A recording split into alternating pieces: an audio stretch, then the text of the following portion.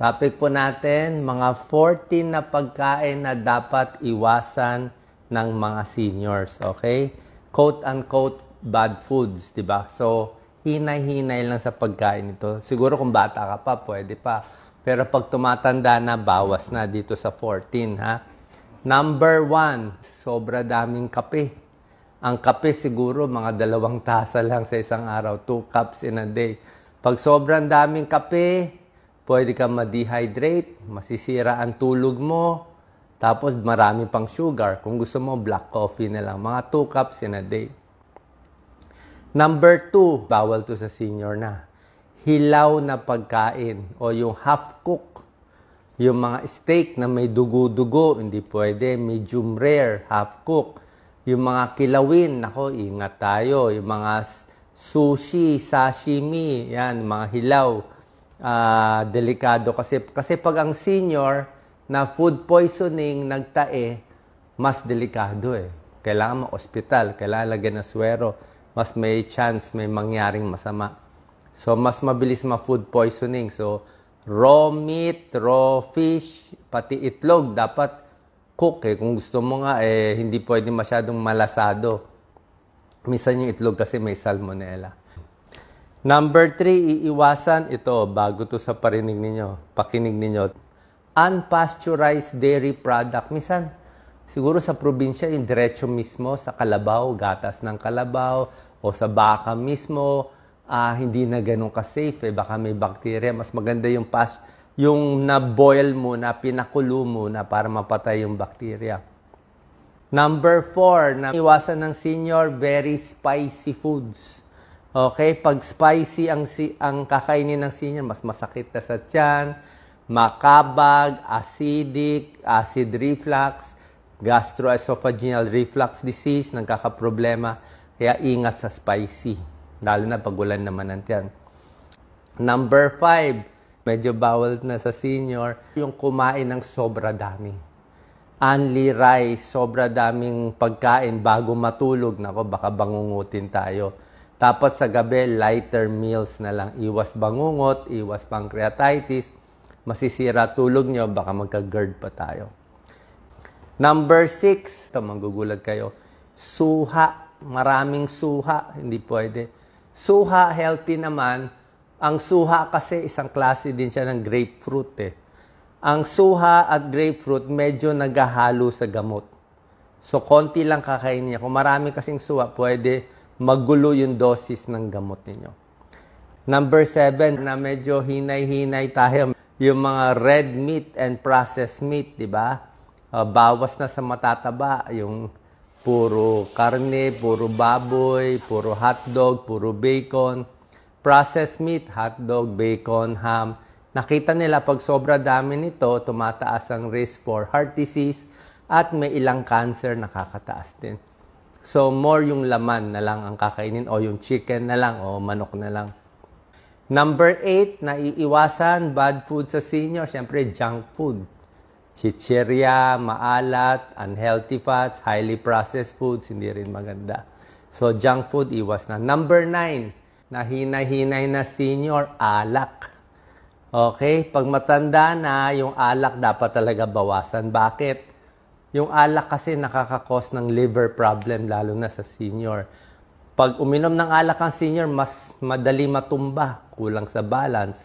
At dahil umiinom na ng mga gamot ang senior, pwede mahalo yung alcohol sa gamot. Pwede masira yung mga gamot nyo sa high blood, sa mental health, sa cholesterol, pwede magulo ng alcohol intake. Number 10, trans fat. Okay, yung mga trans fat, nakita nila masama to eh. Mga pritong pagkain, may trans fat yan. Yung mga baked goods, mga pastries, mga muffins, ganyan. Yung mga processed foods, meron din yung trans fat.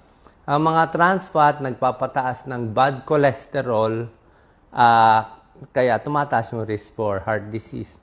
Pastries, cookies, may trans fat eh. Number 11, bawal sa senior yung mga high sodium foods. Yung maalat na pagkain, yung mga junk food, mga processed meat, mga sarsa, mga toyo, patis, Diba? Alam naman natin, kung masyadong maalat kinakain natin, doon tayo na-high blood. Pag na-high blood, delikado. Baka ma-stroke, ma-heart attack. Ito rin nagkakos ng heart disease. Ang recommended nga sa alat natin less than 2,000 milligrams of sodium in one day. Actually, yung mga instant noodles natin, isang cup ng instant noodles, 1,500 milligrams na ng sodium. So, almost yun na recommended mo. Kaya nga ginagawa ko, tinatanggal ko na lang yung alat, yung sabaw, tinatanggal ko. Kahit sa mga adobo, mga sarsa, bawasan natin. So, high sodium foods, bawas-bawas. Number 12, matatamis. Okay? Matatamis na snack, mga inumin na matatamis, soft drinks, matamis, iced tea, matamis, candy, chocolate, mga pastries, matatamis, konti-konti lang. Kung gusto mo, yung medyo matatabang, mga gelatin na lang. Pag sobrang tamis, pwede tayo tumaba, pwedeng tumaas ang risk for diabetes, magkakasira pa ipin. Number 13, yung madidikit na candy, yung mga madidikit. Minsan kasi pag masyadong madikit, baka magbara. Siyempre, senior, mas hirap na lumunok, pwede magbara yan. Kahit yung mga kakanin natin, mga biko, palitaw, dapat uminom ka muna konting tubig, a little water para mabasa dito bago lulunok. Lalo na yung unang lunok.